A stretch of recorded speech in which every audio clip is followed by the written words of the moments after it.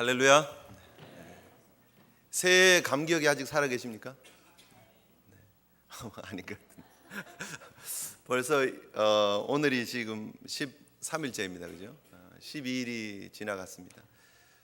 새로운 한 해가 시작되면서 기대가 있죠. 12월 마지막 한 주를 이렇게 막 보내면서 새로운 한 해가 되면 큰 변화가 있을 것 같고, 새로운 삶을 그렇게 살아야지 결단하고 다짐합니다.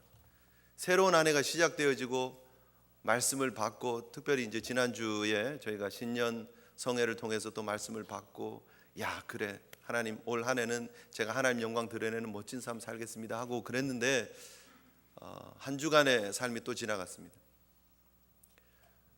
잘 사신 분들도 계시리라고 생각됩니다만, 또 곰곰이 생각해 보면 작년과 또 별반 다른 차이가 없는 삶을 살아갔지 않나, 또 그렇게 생각되는 분들도 많이 계시라고 생각됩니다. 분명히 좀 다르게 살고 싶은데, 분명히 좀 뭔가 이렇게 드라마틱한 그런 삶을 살기를 원하는데, 세상에 하나님의 살아계심을 나타내는 엘리야 같은 그런 삶을 살기를 원하는데, 불 떨어지는 삶 좀 살기를 원하는데, 살아보면 어제가 오늘 같고 또 내일도 오늘 같을 것 같은 그런 생각이 우리의 마음을 조금 무겁게 합니다. 그렇죠? 인생을 살아보면 조금 아쉽다 하는 게 뭐냐 하면, 뒤를 돌아보면 시간이 이렇게 지나갔잖아요. 어느 정도의 시간이 지나갔는데 별로 해놓은 게 없다라고 느껴질 때, 그죠? 그때 참 조금 허전하기도 하고 또 마음이 좀 무거워지기도 하고 그렇습니다. 저도 참 20대 초반에 정말 젊은 나이에 미국 와서 지금 이제 45을 지나 46을 향해 지금 달려가고 있는 그런 세월이 흘러갔습니다. 생각해 보면은요, 내가 뭐 했지? 그런 생각 듭니다. 내가 과연 20 몇 년의 삶을 어떻게 살았을까? 괜찮았을까? 뭔가 이렇게 뭘 이루었지라고 이렇게 결과를 놓고 이렇게 생각해 보면은요, 조금 마음이 이렇게 좀 숙연해지고 좀 생각이 하게 되고 그런 것 같아요. 저만 그럴까? 그렇지 않죠, 그죠? 이민자의 삶을 살아가는 우리 모두는 다 사실 그런 것 같아요. 매일매일이 반복되어지고 매일매일이 비슷한 삶을 살고, 그래서 우리의 삶에 어떻게 보면 조금 이건 뭐지? 내가 무엇 했지? 무엇을 남겼지? 무엇을 이루었지를 생각하면 조금 기운이 빠지는 것이 사실입니다. 그런데 여러분, 그것이 하나님께서 우리에게 주신 삶의 모습이라는 사실을 우리가 인정해야 됩니다. 새로운 한 해 2013년이 되었다고 해서 우리 속에 날마다 새로운 일들이 막 드라마틱하게 일어나고 우리의 삶에 새로운 기적들이 막 나타나고 우리가 또 새로운 슈퍼내추럴한 초능력의 인간이 되어서 하나님 영광에서 막 하늘을 날아다니고 막 뛰어다니고 그러는 역사가 아니라, 어떻게 보면 반복되어지는 삶에 다시 그 일상 속으로 돌아갈 수밖에 없다라는 것이죠. 그런데 정말 우리가 말씀을 통해서 분명히 기억해야 될 것이 무엇이냐 하면, 그 일상이 하나님이 함께 하시는 일상이냐 아니면 하나님과 무관한 일상이냐의 차이가 있다는 거죠. 여러분, 오늘 우리가 창세기 5장을 살펴보려고 하는데요, 창세기 4장에 나타났던 가인의 후손들의 기록을 쭉 우리가 살펴보았습니다. 그런데 창세기 5장에 나타나는 아담의 후손의 족보를 통해서 보면 그 가인의 후손과 좀 차이가 있어요. 그 내용이 무엇이냐면, 4장을 보면 뭔가 위대한 업적들이 나타납니다. 뭔가 좀 괜찮은 인생들이 나타나요. 기계를 만드는 사람도 나타나고요, 음악을 하는 수금과 퉁소를 부는 사람들의 조상이 나타나기도 하고요, 큰 목축업을 하는 사람들이 나타나기도 하고요, 그죠? 새로운 문명을 이루어가는, 성을 쌓는 그런 모습들이 나타납니다. 꽤 괜찮잖아요. 기왕 한평생 살 거면 그래도 이름을 남기는 그런, 뭔가 업적을 남기는, 문화를 남기는 그런 삶을 좀 살아야지 라고 생각할지 모르지만, 안타깝게 창세기 4장에 나타나고 있는 가인의 후예의 그 족보들은 아무리 위대한 일을 했더라도 그들은 가인의 족보에 속한 존재일 뿐이라는 거예요. 창세기 5장에 나타나는 아담과 셋으로 이어지는 그 가문은 별 내용이 없어요. 뭐가 나오죠? 자녀 낳고 죽고, 자녀 낳고 죽고 밖에 없습니다. 내용이 5장을 쭉 여러분 살펴보면요 10명의 그런 인물이 나오는데요 거의 한 1000년, 1500년을 커버하는데 무슨 내용이 있었느냐? 자식 낳고 죽었다요. 낳고 한 20번 나오고요 죽었다라 한 8번 나옵니다. 그리고 그게 끝이에요. 아무것도 없어요. 무슨 뭐 성을 만들었다, 어떤 문화를 만들었다, 뭐 강남 스타일 해가지고 뭐 몇 번 클릭이 있었다, 뭐 그런 내용이 아니고요. 세상 사람들이 알아주고 인정해주는 그런 기록들이 아니고 우리가 생각하기에 그냥 일상의 단순한 삶이 기록되어져 있습니다. 그런데 정말 중요한 것은 그 일상의 단순한 삶을 하나님이 함께 하시는 삶이 되어질 때에 의미 있는 삶이라고 성경은 역설적으로 말하고 있다는 거예요. 우리의 살아가는 이 삶이 아무것도 아닌 삶이냐, 하나님이 보시기에 성공적인 삶이냐의 차이는 하나님이 개입하시는 인생, 하나님이 개입하시지 않는 인생의 차이라는 거예요. 창세기 4장과 5장의 차이는 하나님이 축복하시는 인생, 하나님이 축복하시지 않는 세상의 인생, 그 둘의 차이예요. 여러분은 어디에 계십니까? 지금까지 삶을 생각해 보면 내가 별로 한 게 없는데, 내 인생의 의미를 찾기 어렵고 한숨이 나오고 좀 어깨가 위축되어지고 그러십니까? 무엇이 문제인 줄 아세요? 내가 내 인생을 판단하기 때문이에요. 내가 내 인생을 성공했다 혹은 내가 내 인생을 실패했다라고 내가 판단하기 때문이에요. 정말 중요한 것은 성경은 우리의 인생을 하나님이 판단하신다고 말씀하고 계십니다. 목사인 저나 여러분들은, 우리 모든 예수 믿는 사람들은 하나님의 판단에 신경을 써야 된다는 거예요. 세상이 우리를 뭐라고 하는지, 세상 앞에 우리가 무엇을 내놓을 것이 있는지 그것이 중요한 것이 아니라 하나님이 인정하시고 하나님이 판단하시기에 괜찮다 하는 인생이 되는 것이 가장 소중하다는 거예요. 조성훈 목사가 여기에 20대 초반에 와서 20몇 년을 여기서 지금 다 보내고 있지만, 그러나 이것이 제가 보기에 뭘 했지가 중요한 게 아니라 하나님이 이곳에 저를 보내셨고 하나님이 원하시는 그 삶을 제가 하루하루 한 주 한 주 살아갔다라면 그 과정도 괜찮다라는 거예요. 아멘도 안 해주시고 뭐 그래도 괜찮습니다. 저는 괜찮다라고 믿고 있습니다. 그게 소중한 거예요. 그게 의미 있는 거예요. 세상 사람들은 저의 이름을 모를 가능성이 훨씬 많죠. 뭐 저희 웹사이트 이렇게 오픈되어 있지만 사실 많은 사람들이 와서 뭐 조성 목사네요? 클릭해보고 막 설교 듣고 그런 일 별로 없습니다. 저도 알아요. 사실 유튜브 보면 몇 번 클릭이 이렇게 다 나와요. 사실은 뭐 한 많은 거는 한 70 몇 번, 적은 거는 한 20 몇 번, 뭐 정말 적은 거는 올린 지 얼마 안 된 거 10 몇 번밖에 없습니다. 저 알아요. 전 저를 압니다. 그런데요, 세상에 유명한 목사님들은 설교 가면 5,000 클릭, 10,000 클릭 막 그렇게 많이 와서 보십니다. 그럼에도 불구하고 그것이 중요한 것이 아니라 하나님이 세우신 이 일상의 사역의 자리가 저는 소중하다라는 거예요. 여러분들은 마찬가지예요. 매일매일의 삶이 반복되어지고 있다고 해서 그 삶의 의미를 축소시키지 말자라는 거예요. 매일매일의 삶 속에서 하나님이 개입하시는 것을 기억하시고 그 삶이 하나님 앞에서의 삶이 되면 그 삶이 더 괜찮다라는 거예요. 성 쌓는 인생보다 하나님 앞에서의 삶이 더 귀하다는 거예요. 이름 드러내는 뮤지션이 되는 것, 이름 드러내는 엔지니어가 되는 것, 이름 드러내는 사이언티스트가 되는 것보다 하나님 앞에서의 자식 낳고 한평생 살아가는 삶이 더 귀하다라는 거예요. 아멘을 한 만큼 은혜를 주실 줄 믿습니다. 우리가 어느 라인에 있냐는 거예요, 여러분. 우리의 이름을 어디에다가 올리느냐가 중요하다는 거예요. 여러분, 신들러스 리스트라는 영화 보신 적 있으십니까? 꽤 오래된 영화인데요, 그죠? 스필버그의 영화입니다. 스필버그가 만든 영화, 정말 많은 영화가 있지만 저는 참 신들러스 리스트를 감동적으로 보았습니다. 2차 세계대전 때 유대인들이 정말 가스실에 들어가서 죽임을 당하는 그런 장면들을 그림으로 그리고 있어요. 영상으로.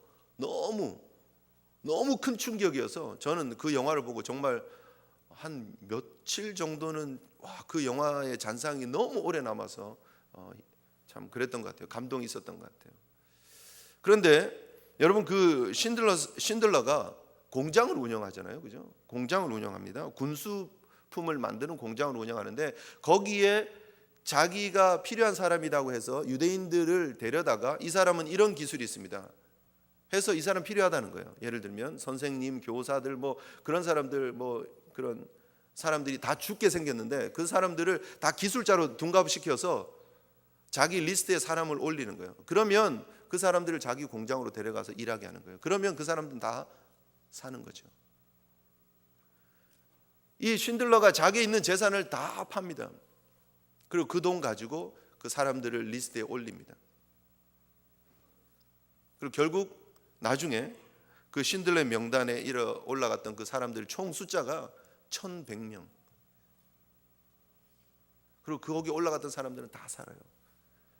그 사람들이 너무 쉰들러한테 감사해서 자기 이에 이렇게 금 조각 이렇게 조금씩 넣은 것들 있잖아요. 그걸 뽑아요. 그걸 뽑아서 녹여서 반지를 만들어 줍니다. 쉰들러에게. 그 반지 안에 한 생명을 구하는 자는 세상을 구하는 것이다 라고 새겨서 줘요. 그때 그 쉰들러가 통곡을 하죠. 내가 저기 자동차만 팔았으면 10명을 더 구할 수 있는데 내가 이 넥타이에 금 핀 이거 하나만 팔았으면 사람을 한 명 더 구할 수 있는 건데 그렇게 하는 장면이 나옵니다. 중요한 것은요, 그 사람이 누구였느냐가 중요한 것이 아니라 그 사람의 리스트에 들어가 있느냐 아니냐에 따라서 사느냐 죽느냐가 결정되어진다는 거예요. 어떻게 보면 오늘 4장과 5장의 리스트가 그런 것 같아요. 우리가 세상에 무엇을 했느냐, 어떤 인물이냐, 어떤 일들을 했느냐를 가지고 하나님께서 인정해 주시느냐 아니냐가 아니라 하나님 앞에서 하나님의 이름에 하나님의 리스트에 들어가기만 하면 우리는 하나님과 동행하시는 하나님의 축복의 삶을 살아갈 수 있다를 성경은 말하고 있다는 것이죠. 저와 여러분 이 땅의 삶을 살면서 내가 어느 라인에 속해 있는가, 우리가 가인 라인과 아벨 라인에 대해서 우리가 생각해 보았습니다. 과연 나는 어느 라인에 속해 있나? 내가 아벨 라인을 붙잡고 있고 내가 하나님 편에 서 있다라면 그것으로 만족하시고 내 삶 속에 매일매일 반복되어지는 일상의 의미를 새롭게 발견하시고 하나님께 영광 돌릴 수 있는 저와 여러분 되시기를 축복합니다. 주님 붙잡고 살면요, 아침 7시부터 저녁 7시까지 문 열고 닫는 이 일상이지만 그러나 그 일상에 의미가 있는 것임을 기억하시기를 바랍니다. 여러분 어떻게 보면요, 내가 무엇을 했느냐는 우리의 착각이에요. 내가 무엇을 해야 하나님이 날 인정해주고 기뻐해 주실 거라고 생각하는 건 그건 우리의 착각이에요. 목사도 심지어 그렇게 착각하니까 우리가 그렇게 착각할 수 있죠. 그러나 성경이 말하는 본질은 우리가 무엇을 했느냐, 우리가 어떤 일꾼이냐, 무엇을 얼마나 남겼느냐, 거기에 하나님의 관심이 있는 것이 아니라고 송구영신 예배 때 말씀을 드렸습니다.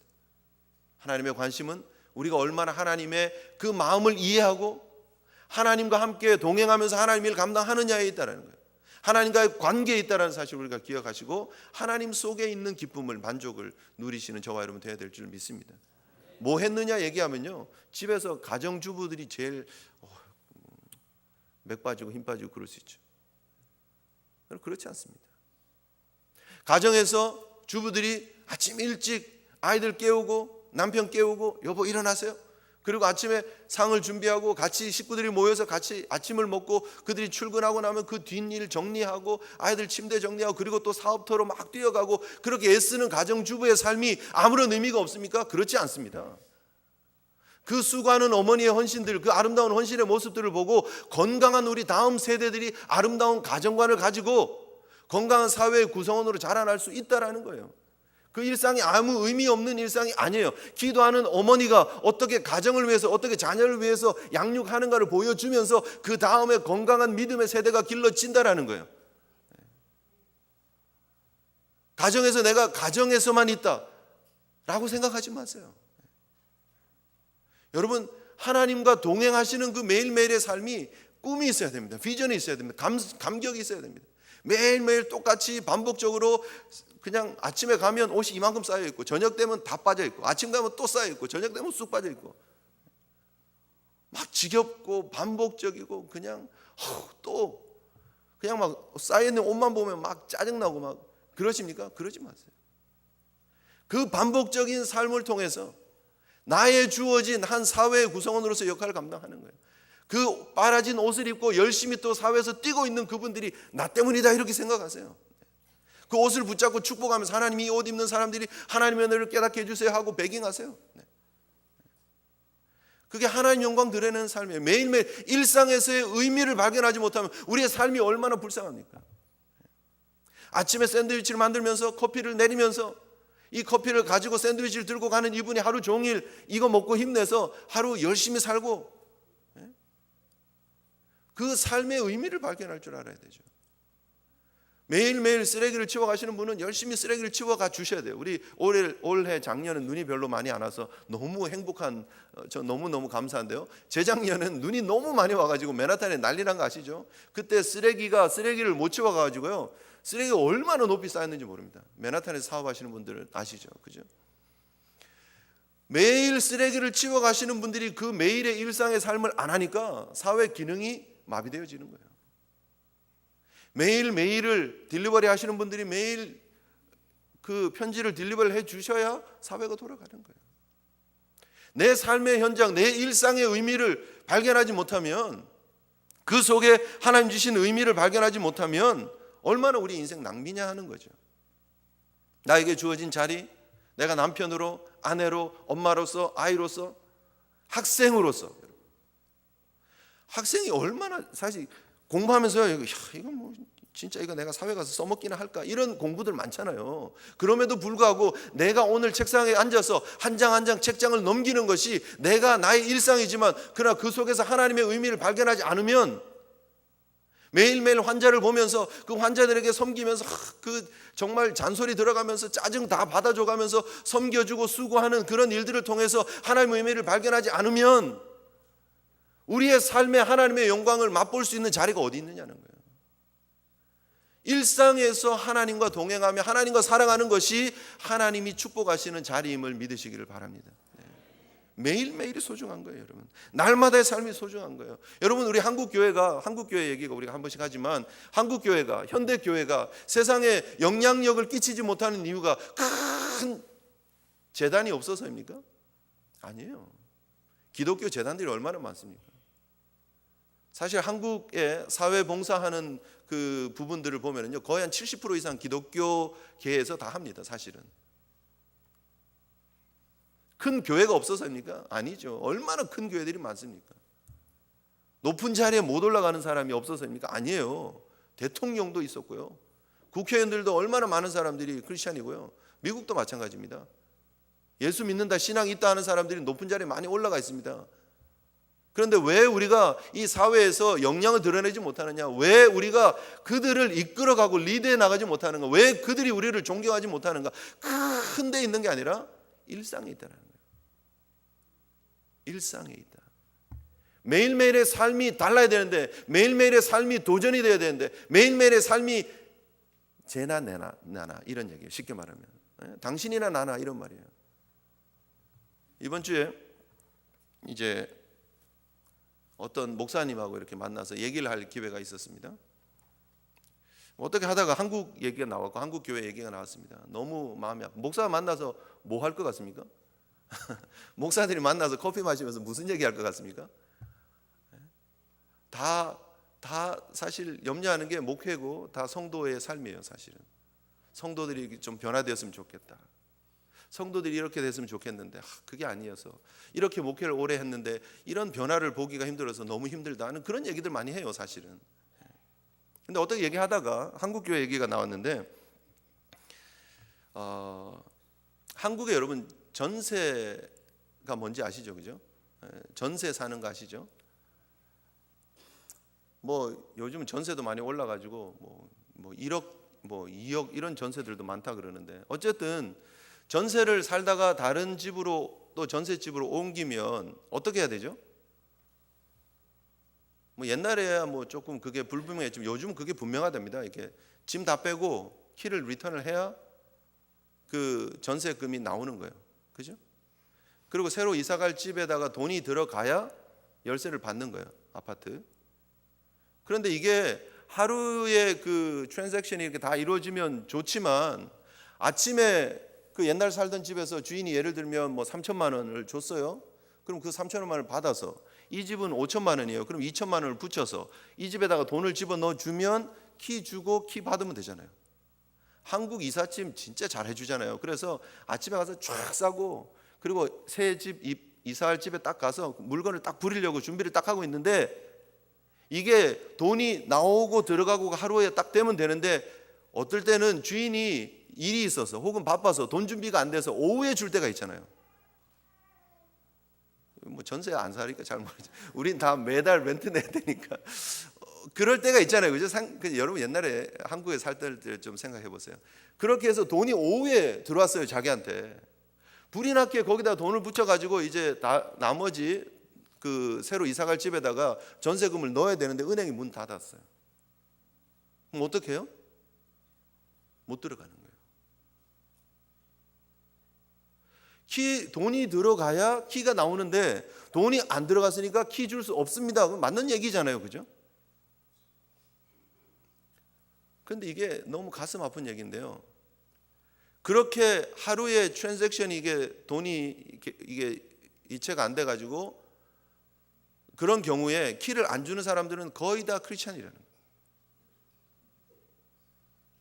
키를 안 주는 주인들은 거의 다 크리스찬이다. 이게 한국에 돌고 있는 얘기예요. 거의 크리스찬들은 그 키 안 준대요. 깍쟁이 같이 따지고. 근데 예수 안 믿는 사람들은 준대요. 키를 못 받으면 어떻게 되죠? 이삿짐 그 차가 다시 자기 회사로 돌아가야 돼요. 짐 다 싣고 있는 그 차가 회사에 갔어요. 하루 지났어요. 그럼 뭐 내야 되죠? 보관료 내야죠. 스토리지 피를 내야죠.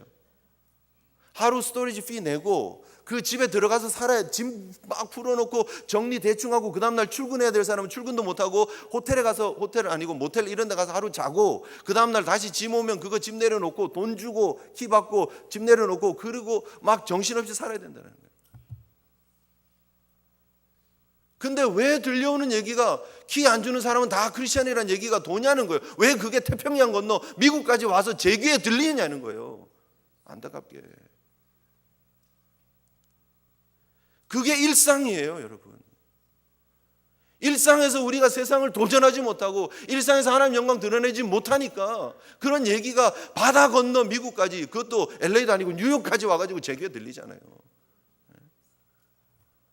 너무 가슴 아프지 않습니까? 여기서는 어떻습니까? 뉴욕 땅에서 크리스찬들은 어떻습니까? 뉴욕 땅에서 예수 믿는 사람들은 어떻습니까? 아니, 다른 사람들은 다 차치하고, 여러분 제일교회 우리 성도들은 세상에서 어떤 이미지를 주고 어떤 영향력을 주고 살아가십니까? 제일교회 집사님이래. 아, 역시 달라. 제일교회 장로님이래. 그렇지, 그럼 그렇지. 그러고 있습니까? 아니면 그래? 제일교회 다닌대? 그 목사는 누구래? 뭐 그러고 있지는 않느냐는 거예요. 뭐냐는 거예요, 여러분. 제가 직접 그분들 얘기를 들을 가능성은 적지요. 그럼 여러분 주변에 들려오는 소리들은 무엇입니까? 이민자의 삶, 여기요, 여러분 한 달이 건너면 다 아는 사람들이에요. 그렇죠? 물건 딜리버리 하는 분이요, 이 집에 가서 이렇게 무슨 문제 있으면요, 건너 집에 가서 다 얘기하고 다녀요. 그 동종의 업종들은 다 알고 있어요. 그분이 어떤 식으로 비즈니스 하는지, 어떤 식으로 네일 가게하고, 어떤 식으로 델리하고, 어떤 식으로 세탁소, 다 알아요. 다 알아요. 우리는 어떠냐는 거예요. 일상에서 괜찮냐는 거죠. 유학생 사회도 여러분 좁잖아요. 룸메이트 하나 이상하게 하고 막 집 떠나면요, 다 알아요. 다 알아요. 요즘은 진짜 웃기게 막 그 사진까지 막 올려가지고 이런 사람이 있으니까 조심하십시오 하고 막 올라오더라고요. 요즘 유학생들 무섭습니다. 예, 그렇게 해가지고요, 막 해서 자기가 이렇게 손해 봤으면요, 이런 사람입니다 하고 사진까지 해서 딱 올려버리더라고요. 우와, 야, 무서운 세상이구나 이런. 그게 무서워서가 아니라 적어도 예수 믿는 사람이라는 예수의 이름을 걸고 하나님의 사람으로 살아가면서 우리가 어떻게 일상에서의 삶을 살아가고 있느냐예요. 오늘 창세기 2장에서 말하고 있는 이 모든 사람들은 어떻게 보면 별 볼 일 없는, 어떻게 보면 내세울 곳 없는 인생인지 모르지만 적어도 그들은 하나님 앞에 인정받는 사람이었습니다. 적어도 하나님의 계보를 이어가는, 믿음의 계보를 이어가는 사람이었습니다. 그래서 그 인생이 괜찮다라는 거예요. 그들의 일상이 어땠기에요? 믿음이 있었기 때문입니다. 여러분 다시 5장으로 가서 한번 보시겠습니다. 5장 3절 한번 보시겠습니다.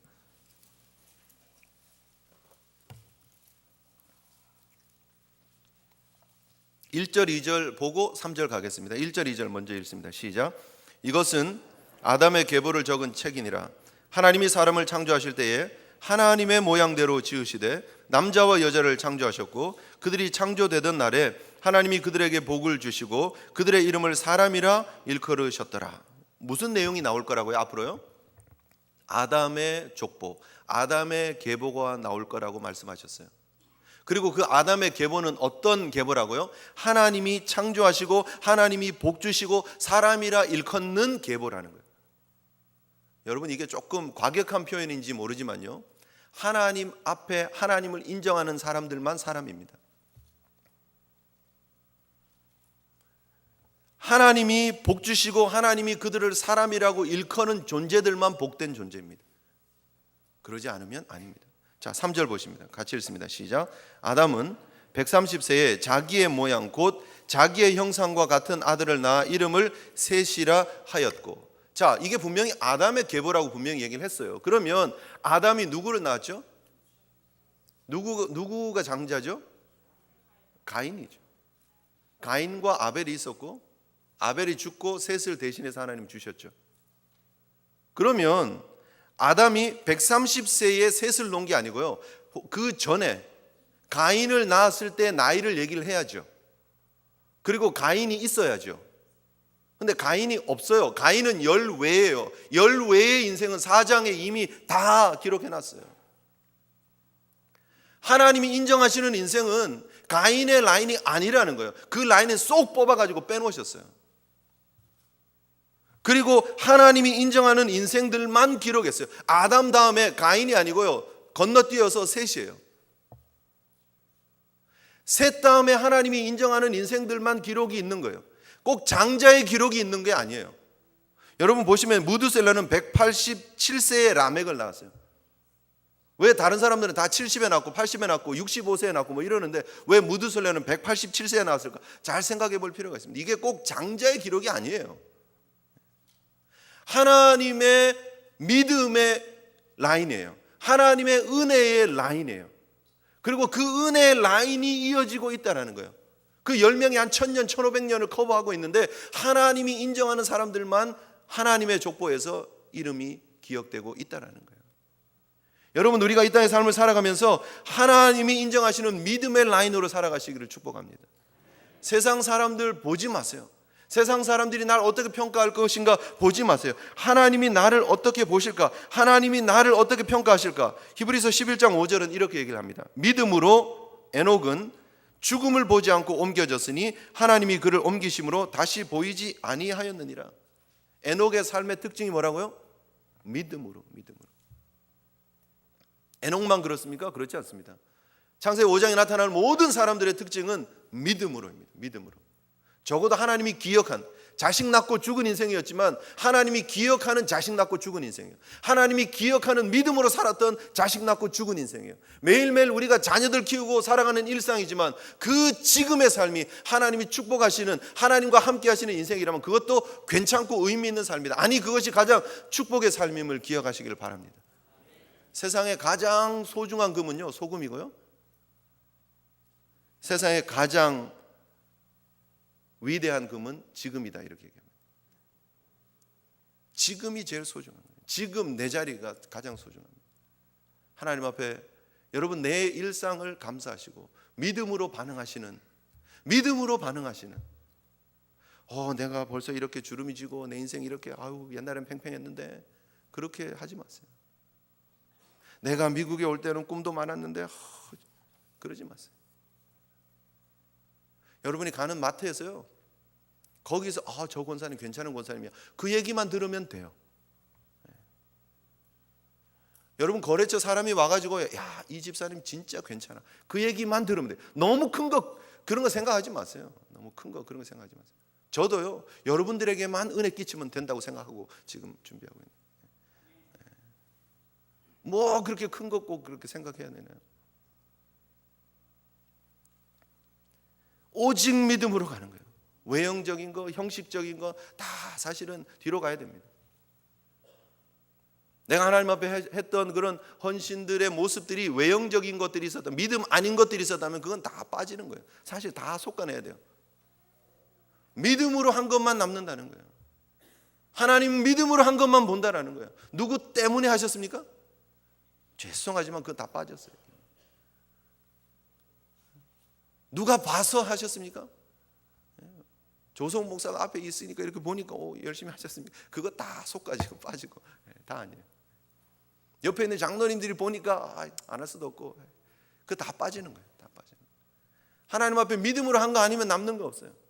오직 믿음이 남는 거예요, 여러분.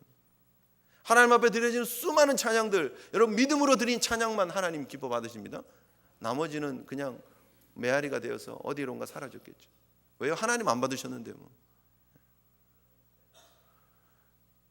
여러분의 삶에 잠깐 있다 사라지는 것들 보고 흔들리지 마십시오.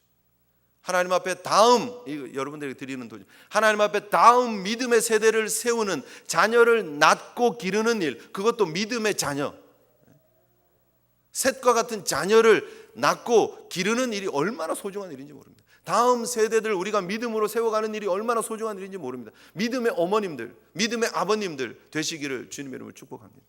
그 다음 세대를 든든하게 세우는 일이 하나님의 이 긴 구속사적인 역사에서 얼마나 소중한 일인지 모른다는 거예요. 일상에서, 여러분 삶의 현장에서, 밥하는 자리에서, 된장찌개 끓이는 현장에서, 장 보는 현장에서, 손톱 깎아주는 현장에서, 옷 빠는 현장에서, 샌드위치 만드는 현장에서, 거기에서 여러분 삶의 의미를 새롭게 믿음으로 써가시기를 주님 이름으로 축복합니다. 그게 하나님과 동행하는 삶이에요. 특별히 에녹이 그런 특징적인 삶. 우리가 창세기 5장을 보면서 놀라는 게 딱 두 가지죠. 뭐냐면 이렇게 오래 살았어. 이렇게 900살, 이게 뭐야? 900살, 800살. 무드셀라 몇 년 살았다고요? 969세. 성경에서 제일 오래 살. 우와, 부럽다. 우리는 100세 살지 말지 한데. 두 번째 부러운 게 뭐죠? 에녹은 죽음을 보지 않고 하나님이 데려가셨다. 이게 제일 부러운 두 가지. 오래 살고 안 죽고. 부럽죠. 근데요, 그 두 가지가 별 의미가 없어요, 사실. 여러분 지금 이제 얼마를 사셨는지 여러분 인생을 한번 뒤로 한번 생각해 봅니다. 5년 전만 할게요. 5년 전 10월 23일 날 뭐 하는지 기억나십니까? 그날이었겠죠, 그죠? 별 생각 안 나요, 사실은. 그냥 그날이 평일이었으면 아이들하고 복닥복닥 했을 것이고요. 일터에서 열심히 일했을 것이고요, 그죠? 뭐 할로윈이 가까운다고 뭐 장사가 조금 잘 된 집도 있을 거고, 그죠? 어떤 분은 뭐 홀리윈드를 준비하고 있었을 분도 계실 거고, 가을이라서 단풍 구경 가신 분도 있을 것이고, 그냥 그 정도예요. 한 10년 더 거슬러 가면요, 그게요. 그런데 여러분 한번 생각해 보세요. 이분들이 몇 년 살았다고요? 한 1000년씩 사신 분이에요. 자, 그분들이 생각해 봅니다. 내가 356년 전에 뭐 했지? 비슷비슷해요, 사실은. 요즘 같이 뭐 사회가 다양하고 복잡합니까? 아니에요. 해가 뜨면 눈 뜨고 일어나서요, 농사 좀 짓다가, 그죠? 과일 좀 먹다가 그러다가요, 그리고 해 빠지면 그냥 자는 거예요. 밤에 무슨 일이 있습니까? 그냥 해 빠지면 자고, 해 뜨면 그냥 일어나고, 그냥 그 삶이 반복되는데 그게 500년, 700년, 1000년씩 이어졌다. 그런데 만약에 그 삶에 하나님이 존재하지 않았다 그러면 그 1000년이 반복되어지는 그 삶이 그렇게 길면 좋습니까? 에녹은 얼마 살았다고요? 365년. 의미도 있어요. 꼭 365일 같은 그런 풀 인생을 제대로 살았다 하는 그런 의미인 것 같기도 해요. 그래서 365년을 딱 살고 주님이 딱 데려가셨어요. 다른 사람에 비하면 3분의 1 살았어요. 3분의 1. 하나님, 에녹 하나님과 동행했는데 좀 길게 살게 해주시지. 가늘고 길게. 좀 한 1000년 가까이는 살게 하시다 데려가시지. 왜 365년만 살고 딱 데려가세요? 아깝게? 그게 그게 의미가 아니에요, 여러분. 내가 지금 앞으로 내가 꼭 120세, 요즘 그래? 목사님 지난번에 120세 얘기했는데 나도 120세 살아야지. 어떤 할머니하고 할아버지가요, 건강하게 사시려고 막 할아버지가 이렇게 드시는 걸 되게 좋아하는데 할머니께서 매일 못 드시게 하는 거예요. 당신 그렇게 먹으면 콜레스테롤 올라가고, 당신 그렇게 먹으면 당이 올라가고, 당신 그렇게 먹으면 건강이 나빠지고, 매일 못 먹게 하는 거예요. 그래서 그래도 할머님이 옆에서 잘 챙겨주셔서 건강하게 아프셨는데도 불구하고 좀 길게 오래 사시다가 천국에 갔어요. 천국에 가서 이 두 분이, 야, 여기가 천국이구나. 그럼 여기서는 뭐 먹지? 혹시 단 거 먹으면 안 되죠? 이러니까 단 거 먹어도 됩니다. 혹시 고기 먹으면 안 되죠? 고기 먹어도 됩니다. 맘대로 드셔도 됩니다. 그러면 병 걸리지 않아요? 여긴 병 같은 거 없습니다. 그랬더니 와이프 그 할머니한테, 당신이 말이야 나를 그렇게 괴롭히더니 여기 오면 훨씬 더 좋은 것이 먹을 게 있는데 거기서 그렇게 맛없는 미숫가루 같은 거 먹였다고 막 화냈더라는 거예요. 뭐 이해가 되셨으면 좋고 아니면 할 수 없고요. 이 땅에 우리는 오래 사는데 관심이 있는데 사실은 알고 보면 저 땅이 더 괜찮은 땅이라는 거예요. 여기서 어떻게 오래 끄느냐가 중요한 거 아니라 여기서 천국의 삶을 살다가 그게 연속선상에서 하나님 나라로 이어지는 게 축복이라는 거예요. 여기서 100년을 살려면 100년 주님과 동행하다가 천국으로 이어지는 게 축복이지, 여기서 100년 그냥 이상하게 그냥 쭉쭉쭉 끌기만 하다가 하나님하고 무관한 삶 살다가 그저 내 노력으로 내 의지로 1년 2년 더 끌다가 천국 가는 게 그게 의미 있는 게 아니라는 거예요. 그렇다고 건강하지 마시라는 얘기 아닙니다. 건강 무시하라는 얘기가 아닙니다. 하나님과 동행하는 건강한 삶을 사시라는 거죠. 하나님 없이 내 욕심으로 내 의지, 나 안 죽을 거야, 오래 살 거야, 그거가 무슨, 그죠? 하나님과 동행하는 900년이 중요한 것이지, 하나님과 동행하는 365년이라도 훨씬 의미 있는 에녹의 삶이 된다는 거예요. 하나님 너무너무 데려가고 싶어 하는 인생이 된다는 거예요. 여러분, 이 땅에 믿음으로 살면, 하나님과 동행하면 그 기간에 의미가 있다는 거예요. 죽음 맛 안 보는 거, 그게 우리의 가슴을 안 죽어서 되게 좋겠다. 여러분, 에녹은 죽음을 맛보지 않고 천국에 갔어요. 어디에 갔다고요? 천국에 갔어요. 엘리야는 불병거 타고 천국에 갔어요. 그럼 그 두 사람만 천국 갔습니까? 아니죠. 믿음의 선진들은 다 천국 가 있습니다. 아멘이십니까? 죽음의 관문을 통과했느냐 아니면 옆으로 살짝 비껴서 갔느냐예요. 그냥 비껴간 사람 많지도 않아요. 다 죽음을 통과해서 다 천국 가는 거예요. 누구나 다 통과하는 거예요. 그건 뭐가 그렇게 대단한 일이라고 그렇게 신경 쓰십니까? 죽음을 통과했든 안 통과했든 결국은 가 있는 데가 중요한 거잖아요. 그래도 안 죽었으면 좋겠어요?